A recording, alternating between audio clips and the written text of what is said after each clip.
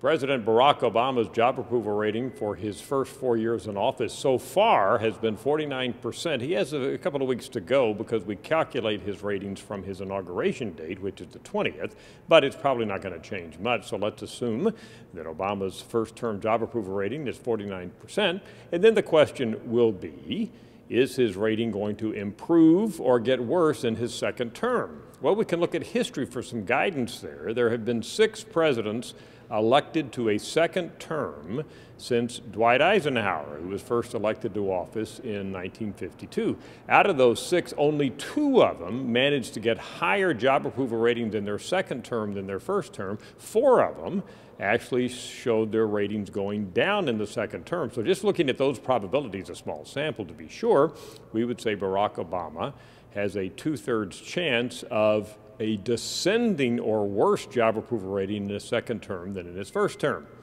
Let's look at the 2 presidents who managed to do better in the second term. They were Ronald Reagan and Bill Clinton. Now, both of these presidents had low job approval ratings in their first term because they had terrible economies, and they both managed to do better in the second term. Reagan actually did really well after he was reelected in '84, and then his ratings suffered with the Iran-Contra scandal, but still on average his second term was significantly higher than his first term.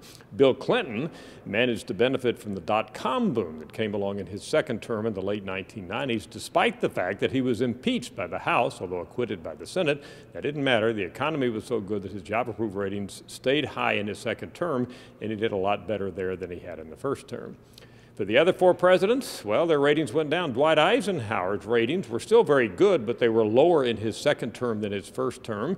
LBJ, who had inherited the presidency, had a very high first-term rating. He was only in for a little more than a year after Kennedy's assassination, but then he was beset by Vietnam, and Johnson limped out of office in his second term with very low ratings.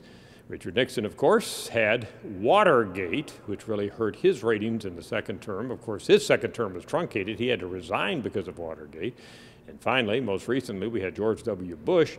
His second-term ratings dropped down into the 30% average, on average, because of the Iraq War and a bad economy.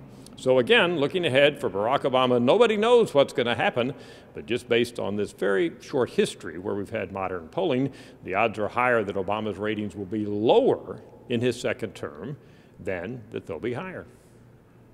I'm Dr. Frank Newport, Gallup Editor-in-Chief.